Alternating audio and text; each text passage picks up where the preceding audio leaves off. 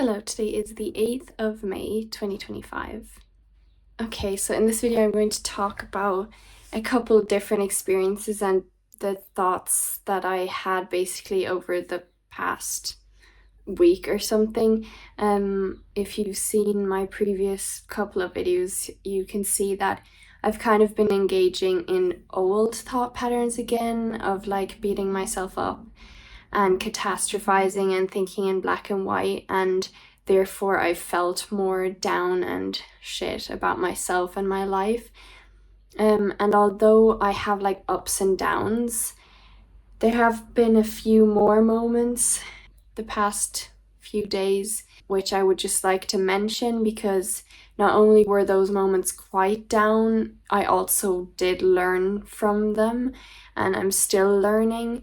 And I'd say overall, I'm just pretty sad that I'm feeling so down again. But because I'm also catastrophizing it, being like, oh no, maybe, everything's lost and I won't be able to get there and there or where I want to go, or maybe, I'm gonna become depressed again. Like, that's what's making me feel worse than I need to feel. Like, the thing is, yeah, I created blips the past few days and that's the way it is, and I can learn to not create that many anymore. And like, it's just a journey, it's just something more I can learn about my thinking. But instead of being like that, I'm more like, oh, you did that again, and you shouldn't have, or you should already know how to be better, kind of, or how to get yourself out of it. And then I feel like I'm not able to. It's as if like the whole time I'm kind of proving to myself I'm not able to get better, or I'm not able to get myself out of blips, I'm not able to stop catastrophizing, I'm not able to stop brooding. And all of that has to do with my belief system. And I've read this really clearly again yesterday in the Thrive program, actually, chapter 1, which is all about belief systems and how they work. And I read that basically you interpret all your experiences in life to fit your belief system. So if I believe I'm not able to stop brooding, I'm going to find the proof that I can't stop brooding. And so then I won't stop, because I'll be like, yes, here's the proof, I'm not able to stop. Like, I just have to keep thinking about it. Instead of being like, it is in my control and I can stop and I don't need a brood, it's just my desire for control. And there is ways I can stop, and then I'd put in more effort as well to stop it. And then I'd, find the proof then, for example, if I get out of it, then at some point, even if it takes longer, I'd then be like, look, I made it out. I found ways to get out of it, or I found ways to brood less. And then I'd use them as proof that it's in my control. For example, like if my belief system were helpful, then that's the way I would interpret my experiences, that I can control things and that it is in my power. But this certain belief system that I've been noticing is unhelpful, and it's the belief system basically that I can't do anything about it, that I can't do anything about my emotions and thoughts, and that basically I can't stop them and I just have to deal with them, and they're going to ruin my experiences in life, and as if they're the ultimate truth. That's kind of what I've been dealing with. So, number one, for example, is I traveled home from Spain to Ireland. I'm currently in Ireland again. I'm only here for like 2 weeks. I'm already going again back to Spain for another 5 weeks. And basically, like, the travel itself all went really well. Like, I was really calm when driving to the airport and being brought from the car park to the airport because I had to drop the car somewhere. I was calm doing all of that, organizing the car and stuff with the people, which only took 2 minutes or something, but I had to sign something, things I didn't do before, and I was really very calm. And then I was dropped to the airport and I was dropped to the bottom floor, so I had to go all the way to the top floor to departures. So I had to like walk through the whole airport, which I also never had to do, and like find my way to departures. But I was very, very calm, super relaxed, not stressed, not worrying about anything. And I made it, like, and I did it. And honestly, I haven't processed that yet. And now I'm actually getting emotional seeing how well I did it, like how well I handled my emotions. See, because I am filtering my experiences through my belief system that I'm incapable, basically, that I'm powerless, and that there's negative things happening that I should give my focus to. So really, like, yeah, that's why I'm not feeling great, because I'm really focusing on the negatives instead of focusing on all these beautiful positives that I had experienced and done as well. So yeah, and I like made it through security, and I waited for my gate, and I was very relaxed, like really super relaxed, even though the airport was full with people, and that would have absolutely overwhelmed me in the past. And I would have stressed and constantly worried about, like, when is my gate gonna show? And I should check it, and I should check it again, and I should check it a third time and a fourth time, and then go to my gate immediately as soon as it shows. But no, this time I was like really relaxed, sitting somewhere, eating, watching a bit of YouTube on my phone, and then the gate showed, and I slowly walked over, and then I sat by the gate, and I actually phoned my family. And it's okay, like there was barely any people around me, and I wasn't speaking loud, so I wasn't being rude. But that's something new as well. Like, I don't think I would have spoken to my family in a public place like that, because I would have created too much anxiety about it, been like, no, that's rude, first of all, second of all, it's embarrassing, I'm like on the phone with people while others can see me, and while I'm like in this public space, and I shouldn't be on the phone either, because then maybe I'd miss my boarding time or whatever, and stuff like that. Whereas now, no, I was sitting there relaxed, I continued eating, and I phoned my family. We were talking for a while, and like, I had no social anxiety in that moment. I had no fear, panic, whatever at all, no worries. Yeah, and then I boarded and went on the plane, and on the plane I sat beside two men. I was like in the middle seat, and they were like both friendly, and I was friendly, and I was not nervous sitting beside them. I was not nervous sitting in the middle. I was not nervous about them talking to me. I was not nervous about the way I looked, or when I was resting, I was not nervous, like whatsoever. Like, I was really calm. And then during the flight, like I almost like dozed off, like I almost fell asleep. And that's when, for example, when the plane then was a bit bumpy or something, I then kind of woke up with a bit of like panic, or like, are we gonna crash? Basically, those were the thoughts that when it came into my head then. But I knew that was only because I was like half asleep, and I was like dozing off, and then the plane was bumpy, and I kind of woke up with the shock.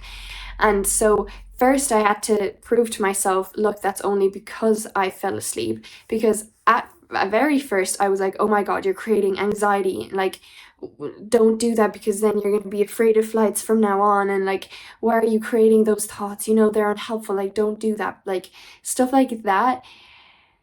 And then I was like, no, I'm not creating anxiety. I just fell half asleep, and then I felt that the plane being a bit more bumpy, and then, you know, I woke up with shock thoughts like, are we gonna crash? But it, like, as soon as I then woke up, I was like, it's all fine. The plane does that sometimes, and you know, no one else is panicking, everything's fine. So just relax, keep listening to music. It was just because you were half asleep, stuff like that. So yeah, but obviously I was holding on to the negative side of that, instead of seeing, wow, you actually calmed yourself down, and you actually then weren't nervous anymore. But instead, yeah, you were beating yourself up for having thought that, instead of just being like, wow, you thought that, but you calmed yourself down and you stopped the anxiety.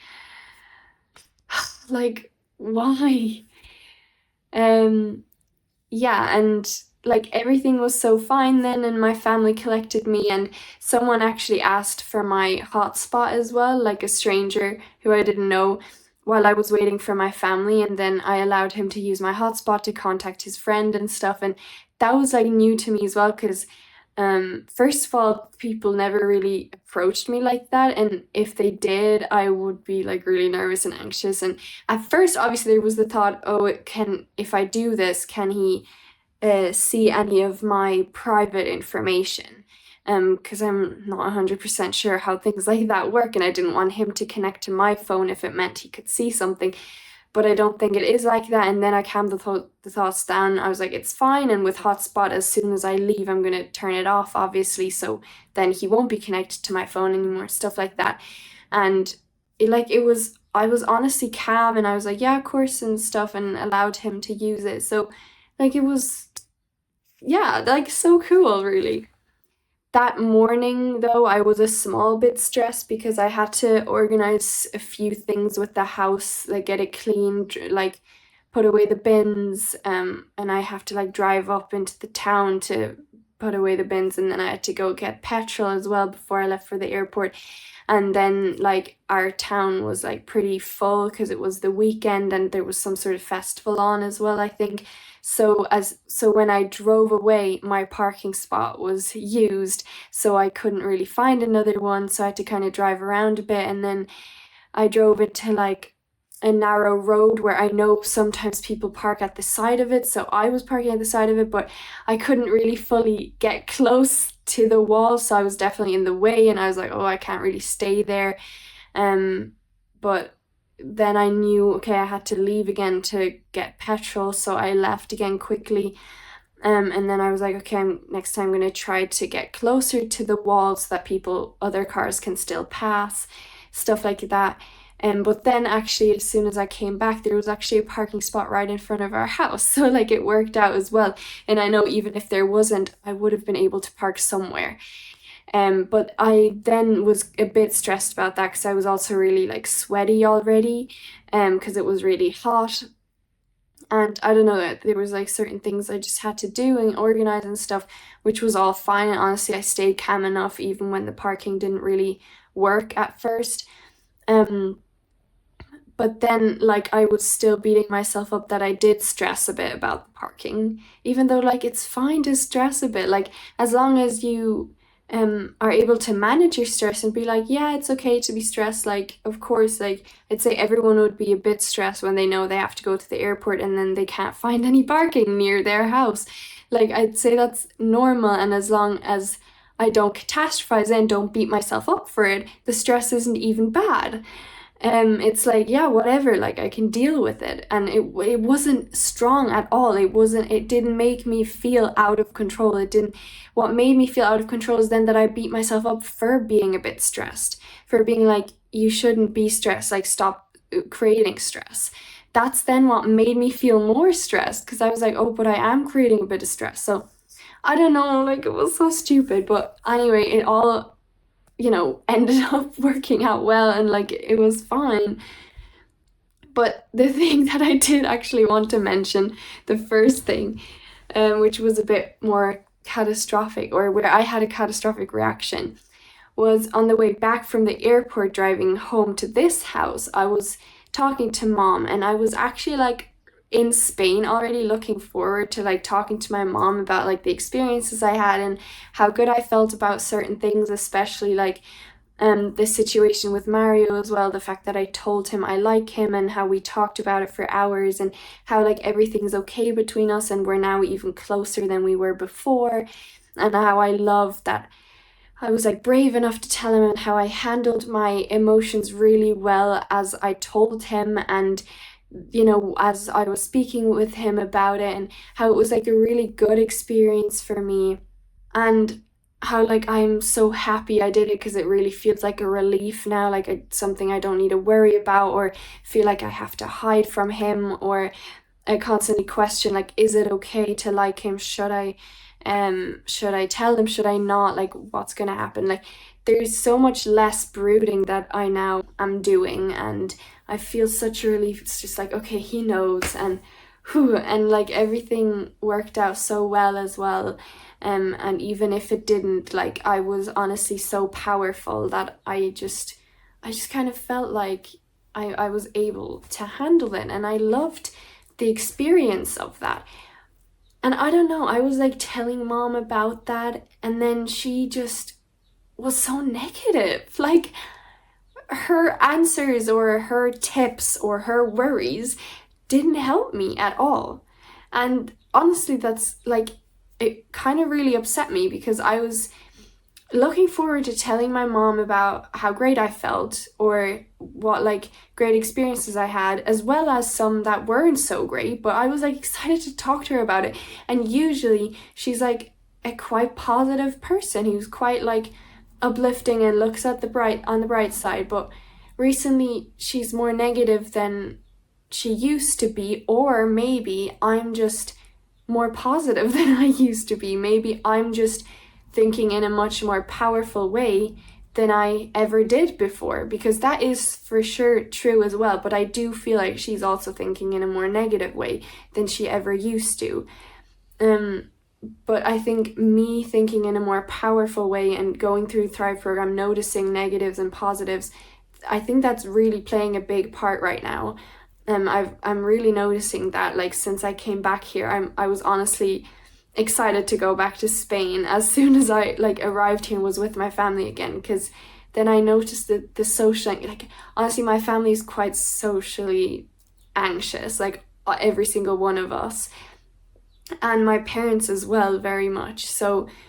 Like, I'm really noticing that, like, I am much more powerful in social situations now than my parents are, and I'm more like, okay, let's go out and do stuff, whereas the others try to avoid it instead of actually doing it. So like, I'm really noticing how socially anxious my family is, and how obviously I learned that from my parents' social anxiety, and now I've worked on it so much. And also the negative thinking, like, my dad has that to 100%, and mom doesn't really, but she does now more than she did.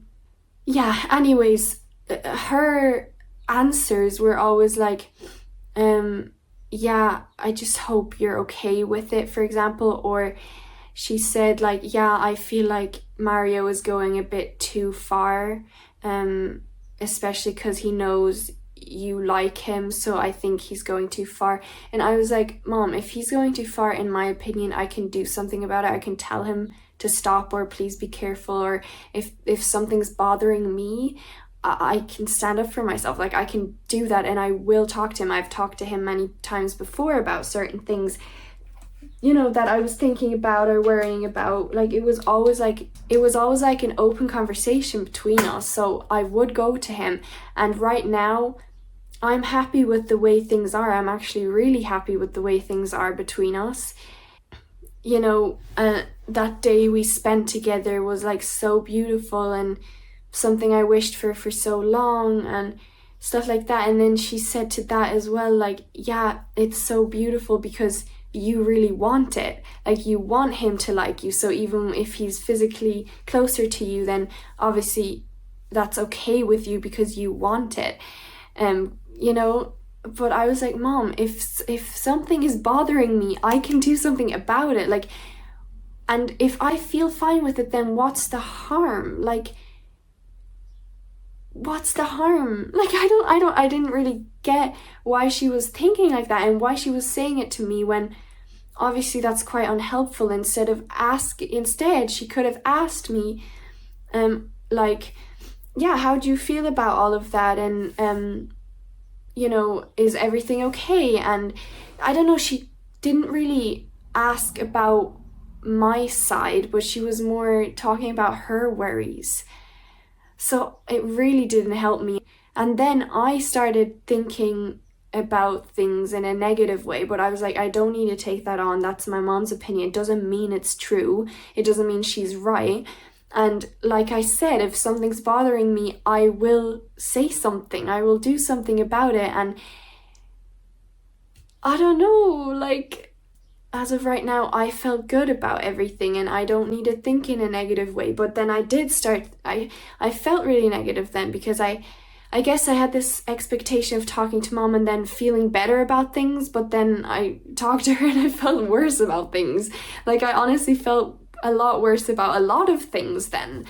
So it was actually quite unhelpful talking to her, and I guess I didn't talk to her in a very great moment, because she was stressed about shopping again, social stuff and social anxiety. So I guess it wasn't a great moment to talk to her, but I thought it was.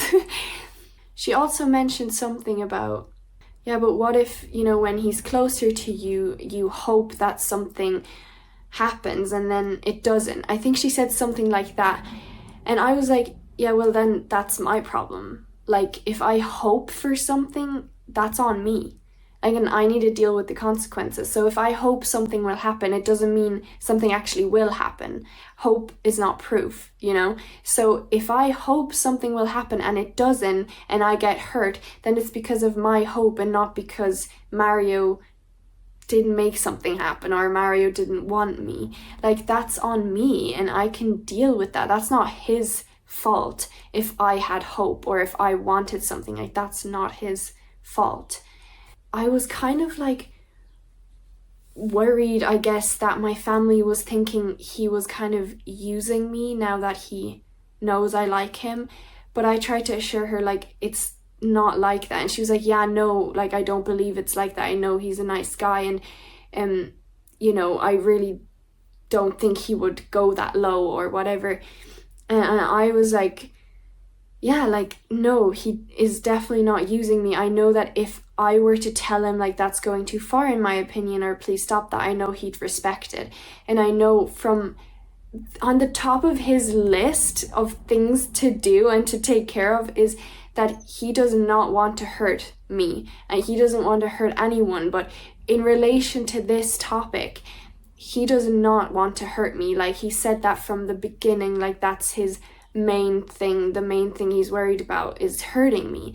So I know if anything were to hurt me, I could absolutely talk to him about it and he would immediately apologize and immediately respect it. Like, no questions asked. So, and I then tried to, like, point out to Mom that, like, yeah,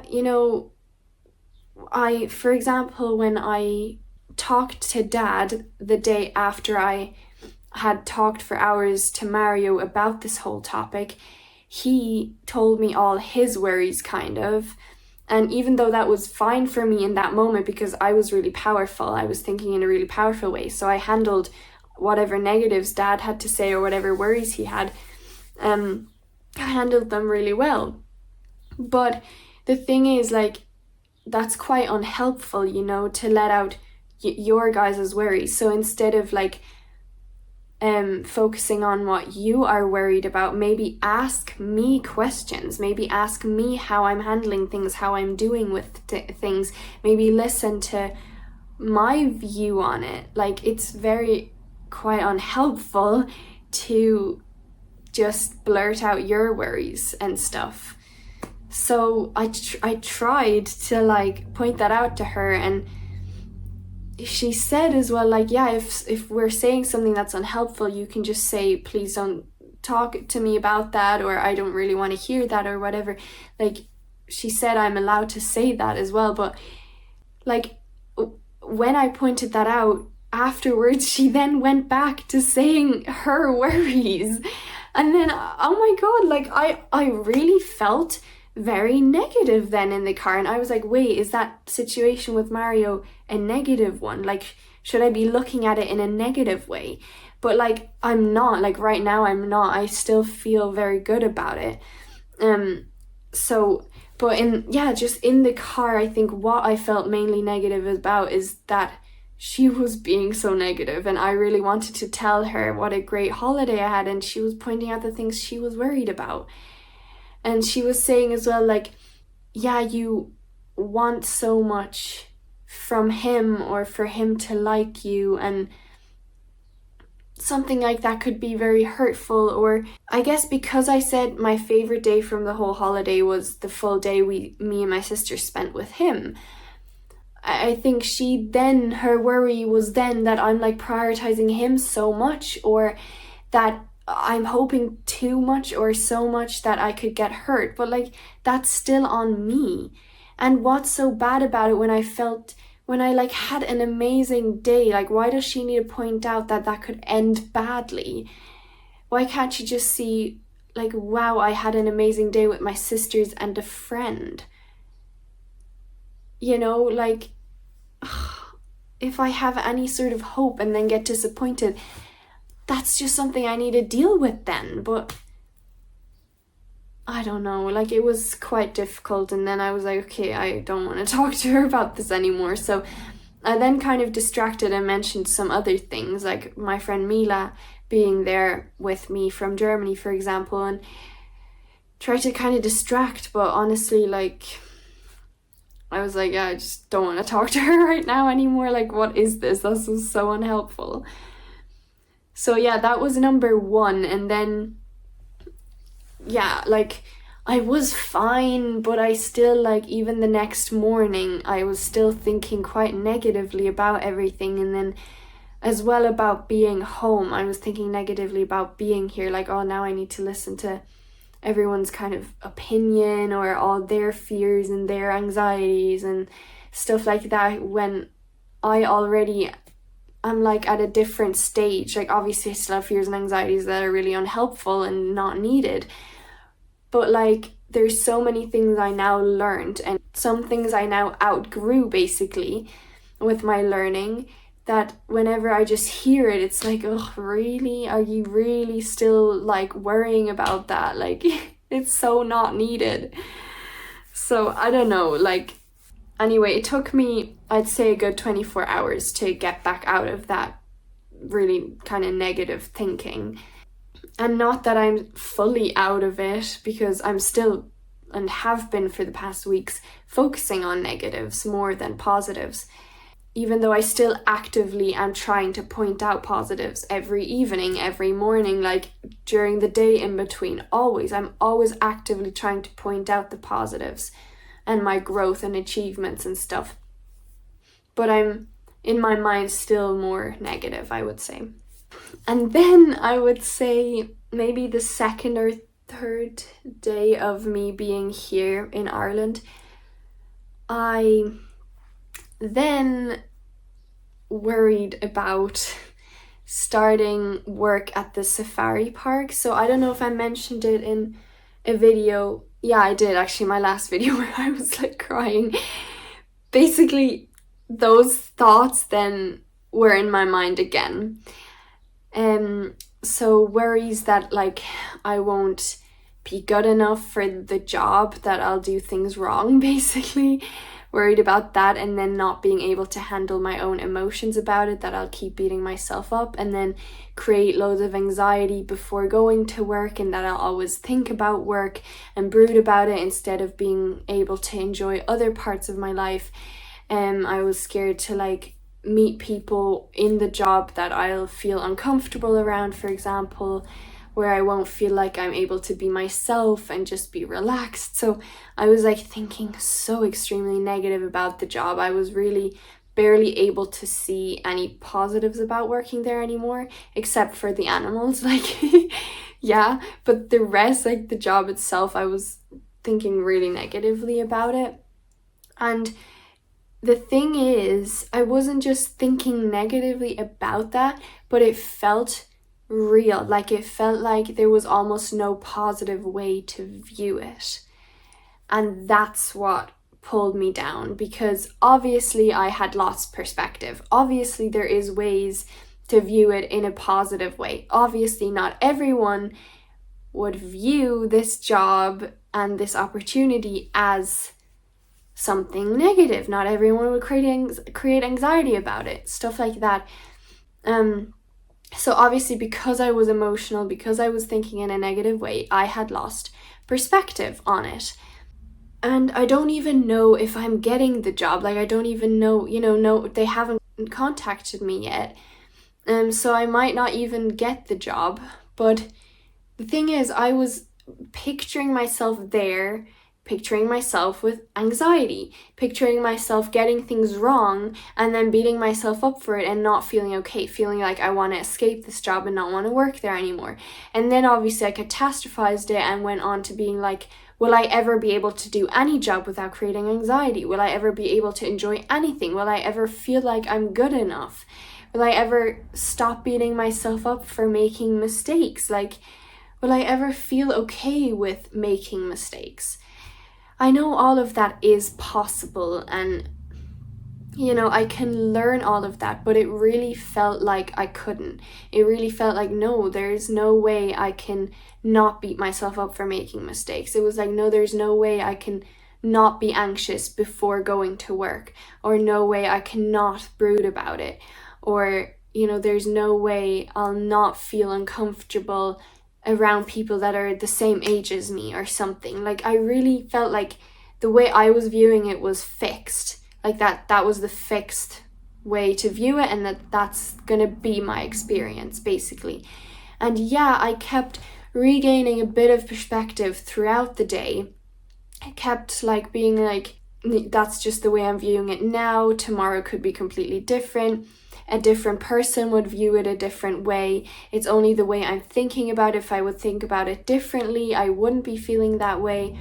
If I had high self-esteem and an internal sense of power and control over my experiences, then I would not be brooding. I would not be thinking black and white. I would not be thinking in a perfectionist way. I would feel like I can cope and manage the situation, and I would view the job as a positive opportunity.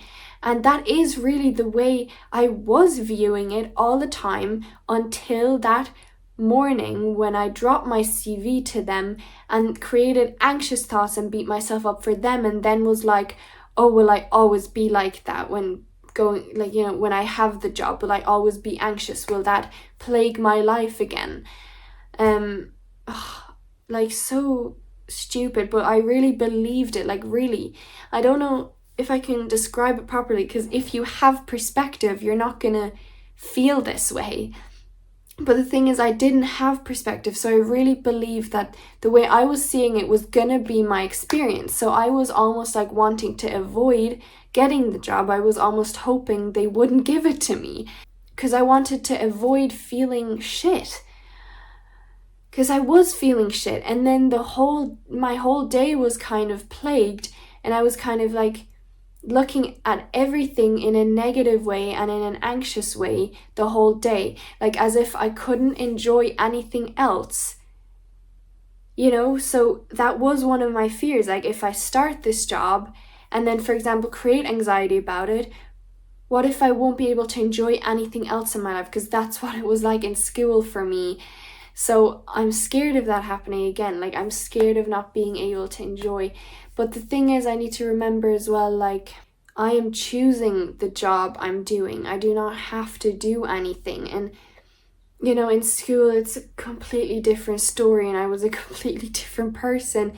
And even if I'm creating anxiety about this job now, doesn't mean that I will once I actually get the job, or once I start it. It doesn't mean, I'll forever feel like this. I can learn to not create anxiety. But I'd say, like, as the days then went on, like 2 or 3 days passed then, and it got easier and easier then, when I noticed, like, I can just stop rooting about it. Doesn't mean it's the ultimate truth. Let's just enjoy that I'm here and in Ireland, and it doesn't even mean I'm gonna get the job, and I can enjoy it as well, and maybe it's gonna be like a really great experience. Then I used my imagination to imagine it all playing out the way I want it to, so me staying calm and confident and positive, stuff like that. Those things sort of help me. And then just spending time with my family, spending time with Akela, like that just helped me as well. But then I'd say yesterday was when I really regained a lot of perspective. I also regained quite a lot of perspective when I watched the black and white thinking style video. So I was seeing this in a very black and white way. Like, if I create some anxiety about the job, it's going to be horrible, for example. That's the way I was thinking about it. Or if there is like someone who's my age and who's like good looking, then I'm going to be really anxious, and my confidence will be low, and I'll make mistakes. And like, I was kind of thinking like I'm guaranteed to make mistakes that are like major, or where I'm going to beat myself up. So like, I really thought about the whole thing in a black and white way. It helped me to just see that, first of all, and then being able to see that, it can be viewed in a different way. seeing like how other people wouldn't view it this way, some other people, then gathering some external evidence that doesn't need to be my experience, and how I can manage my emotions and how I don't need to beat myself up. Yeah, and then kind of seeing how I can view it, like how would I view it if I weren't in a blip? How would I view it if I wouldn't be thinking in a black and white way? Yeah, so that helped me. And then yesterday, what helped me the most was seeing how people, like I mentioned at the start of this video, people process their experiences through their belief system. So, for example, if you believe, I'm not a very smart person and I always fail in exams, then you already expect to fail, and then you automatically don't put in as much effort because you already believe, I'm going to fail anyway, I'm just not smart, so there's no need to even put in effort. And then if you do fail the exam, or if you get a bad grade, you then use that as proof that, yeah, you're not smart and you're always bound to fail. And then your belief is made even stronger. Yeah, because it fits your belief system that you're basically not very smart and you're going to fail. And that's basically what I was doing with this job. I was like viewing it through my belief systems already, like being like, yeah, I'm bound to make mistakes and beat myself up for them. I'm bound to create anxiety because I always do that. I'm bound to want to run away from the job, kind of stuff like that. And then I was seeing it through those lenses, and that really helped me to see I was already viewing it through lenses and stuff. Yeah, and it says here in the book, like, one of the difficulties when challenging our belief systems is that we don't often have very much perspective with which to view them, since we see everything through our belief system tinted spectacles. And that made so much sense. Like, I was seeing the whole experience through my beliefs. And we don't know that we are wearing these belief system tinted spectacles, though, so we believe that our distorted perception is genuine. Yeah, and you often only seek out the evidence that supports the belief you want to maintain, or that supports the belief you already have. So if there's loads of evidence that you're so well capable of managing your anxiety, you're gonna point out, focus on, and find the evidence that you're not able to manage your anxiety if that's your belief. So you process everything in a way that suits your belief systems. So that was so fascinating, like, for me to read. Because yesterday as well, before I read that, I had quite a blip that was where I was thinking very catastrophic and very negative. So I was going for a walk.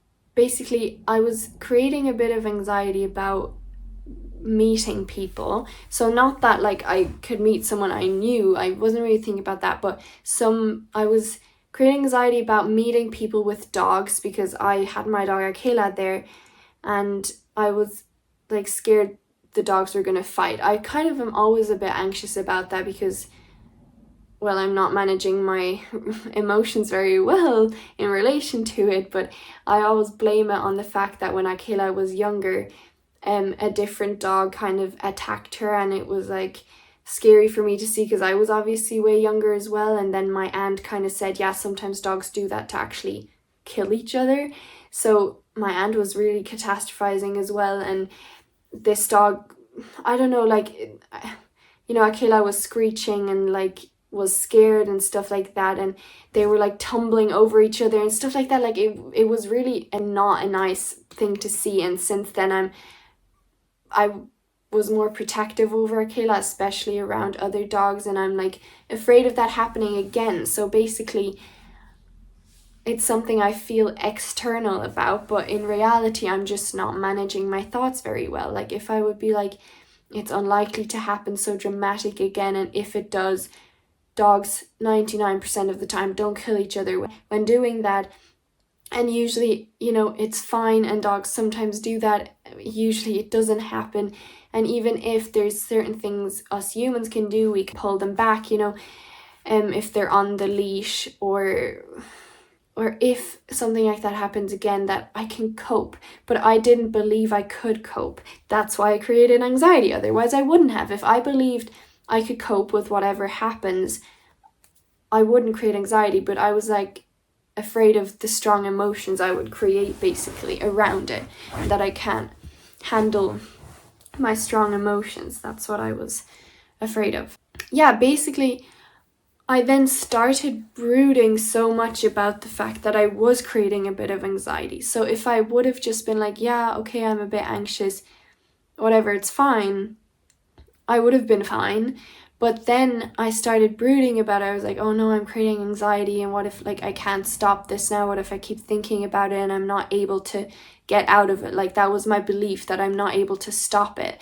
I then gathered up proof that I'm not able to stop anxiety, and I'm not able to stop my strong emotions, and that I can't do anything about it, and that these strong emotions are just happening to me. And that's the way it felt in my depression all the time. I couldn't stop the emotions I felt, I couldn't control them, they were controlling me, and things like that. So I was really looking at this experience through those lenses. And then obviously I was being hard on myself for thinking throughout the whole walk in an anxious way and in a brooding way. So I was then being really hard on myself. I was like, stop it, stop thinking about it, stop doing that, stop being like that. Why can't you manage your thinking? Why can't you manage your emotions? See, so I was trying to prove to myself that I'm not able to manage my emotions. And then at some point I was like, I wanted to punch my mind. Okay, I wasn't that super angry, but I did really want to just stop the thoughts. So at some point I just sat down on a bench for a few seconds, and I was like, okay, how can I stop it? Because the whole walk I was thinking in an anxious way. I was brooding about the situation and beating myself up. So there was never a moment where my mind was just clear and enjoying the walk. No, I was constantly focused on this. So freaking annoying. And yeah, so I sat down, and then I was like, okay, how can I stop this? How can I relax? And then obviously I felt like I couldn't stop it, because that was my belief. I was like, no, I don't know how to stop this. I don't know what to do. And if I don't know what to do, then I could relive my depression. I could become depressed again, want to commit suicide, because if I feel like my emotions are happening to me and they're controlling me, then they can be so strong that I won't want to live anymore. That's the way it was in my depression. So I was really thinking in a catastrophic way, and then I was blaming myself for it, because I know emotions are not happening to me. I know I create them. And that's what I was beating myself up for. Why are you creating these emotions? It's going to be your fault if you commit suicide. You're a stupid person if you do that. So I was really beating myself up, which is so stupid. And sorry, and I shouldn't say that. See, that again is beating myself up. So this is obviously something I can improve on, being kinder to myself. In those situations when I'm being catastrophic, the thing that makes it worse is when I'm unkind to myself. So maybe next time I can try to focus on the way I'm speaking to myself and really try to reduce that before I try to reduce the catastrophizing or the brooding, because I'd say the last drop in the bucket before it overflows is the way I'm speaking to myself. So I think if I talk kindly to myself, everything else kind of calms down automatically. So I'd say that should probably be my focus. Again, being kinder to myself, because then I don't, create so much fear and anxiety in the first place.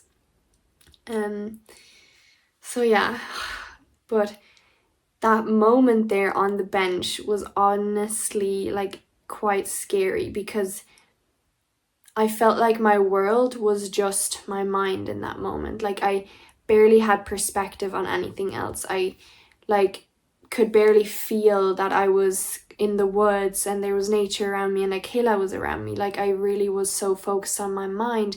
Obviously I had lost lots of perspective, and honestly like I was quite scared in that moment because it felt very dark, it felt very depressive, and it felt very much like I was not in control, like something else was happening to me and I felt very powerless to do anything about it. Like I just had to live that way, and I don't know, like it was honestly not a nice moment to be in. Like what can I do next time? Maybe next time I can just put back on my music, like blast it, get out of the mind. Maybe next time I can start running through the woods. Next time I can maybe call someone, talk to someone. Maybe next time I can gather up sticks. I don't know. Maybe next time I can walk a different way, turn around, go back the other way. Next time I can count the trees I'm passing. I don't know, something to get out of my mind for it to feel less real. But my mind felt so real in that moment. But yeah, as soon as I was home again and then talked kind of to my siblings and we did some bits together, I already felt better. And then I decided to look through my camera roll, especially the day that me and my sister spent with my friend Mario that day, and looking at all those pictures and videos. And then I just had to laugh at so many of them, and I noticed how I was feeling so much better then, how I was remembering really good times where I was powerful and strong and I did it and we had nice times together and stuff like that. But yeah, in that moment in the woods also, or in between, like I then thought about everything in a negative way, like seeing everything in a way where like I'm incapable. So even that day at Mario's, like afterwards I didn't actually feel good about that day. Like now I feel better about the day than that evening of the day. I actually felt shit about myself because I created some negative thoughts and I was beating myself up for them, instead of focusing on all the good things and being like, yeah, I created some negative thoughts, but that's just the way it is sometimes, and I can learn how to not do that anymore. As soon as I'm kinder to myself, I won't be so negative anymore. Yeah, so I don't know, like I'd say it's not super easy currently. Like there's really some moments where I feel very down, negative, and like it's very much like catastrophized. Moments where I'm like, is everything lost and everything's hopeless. They don't usually last very long, but it is just kind of scary to see that I'm creating those sort of thoughts again. And how I'll get out of it is by proving to myself I am powerful, I am getting better, I'm still better than I was, and I'm, I can learn everything, and, trying to be kinder to myself as well, not giving myself a hard time if I'm sometimes not able to be kind to myself either. And yeah, but anyway, it really helped to look through my camera roll. And after that, I then read that chapter in the Thrive program, and that very much helped me because I was like, yeah, absolutely. There is these beliefs that are going on in my mind. That's why I filtered that experience through my beliefs, like the one in the woods as well. I filtered it through that belief that like I'm incapable, or I'm not able to stop brooding. I'm not able to be kinder to myself. Yeah. So there is definitely so many moments I can be proud about and where I can see my growth, but it's just I'm not focusing on them. That's why it seems like there is none of those moments, but I am actively trying in between to see them. And at the moment, yeah, I'm kind of prioritizing the negative stuff, and I feel more incapable, I guess, because I just am believing that. But if I wouldn't believe that, like if I wouldn't keep thinking that way, then I'd already feel capable. Like if I would just keep thinking I am capable, and prove to myself that I am, or tell myself I am, then I'll feel that way as well. Like, and I won't feel helpless, even if I am, for example, even if there is something I can't do, I wouldn't feel like I'm a failure or I'm incapable, because I wouldn't have that belief. I'd believe I am capable. So then I'd also be able to cope with not being able to do something. I'd be like, yeah, it's okay. I'm able to do so many other things. And yeah, I know that people think negative, which I also learned, when they're trying to avoid failure. So they're basically, yeah, they think negatively or they beat themselves up because they're trying to avoid feeling like shit. They're trying to avoid a failure. So if they kind of anticipate it already, if they're already anticipated by thinking negatively, then it's as if, it's not a surprise if they do fail, kind of. But obviously that's really, really unhelpful. That's what's making me feel bad, believing that. So let's just say I'm still learning, and what I realized, which helped me very much yesterday as well, was I was kind of trying to tell myself the whole time, I can learn this and that, but at some point I kind of didn't believe it that much anymore. I was like, no, I can't learn to be fully kind to myself. I can't learn to stop brooding. Like it's just no, like as if that's just the truth. So then instead of saying that, I then realized, like, I just haven't got the skills yet. It doesn't mean that they don't exist. I just haven't got the skills yet. So if I had the skills to stop brooding, which they are out there because people have discovered it and people have done that, and I know that I have stopped myself from brooding as well in the past at some point. So I know those skills are out there, but I just don't have them yet, or I just didn't use them or didn't have them in that situation. For example, yesterday when I was brooding. So then I was like, okay, I don't have the skills yet. It doesn't mean that I can't get them, and it doesn't mean that I won't learn them, and it doesn't mean that those skills aren't actually out there. So it really helped me, like, just to realize I haven't got the skills yet. Because if I did, then I wouldn't brood, and that's why I don't need to beat myself up. Because what's the point in beating yourself up if you don't have the skills yet? Then obviously you are going to brood if you don't have the skills yet to stop it or to prevent it from happening. So what's the point in beating yourself up? There is no point. And then once you do have the skills, then you're obviously not going to create it, or if you do create it, like brooding, then you're going to be able to stop it. So there's no need to beat yourself up whatsoever.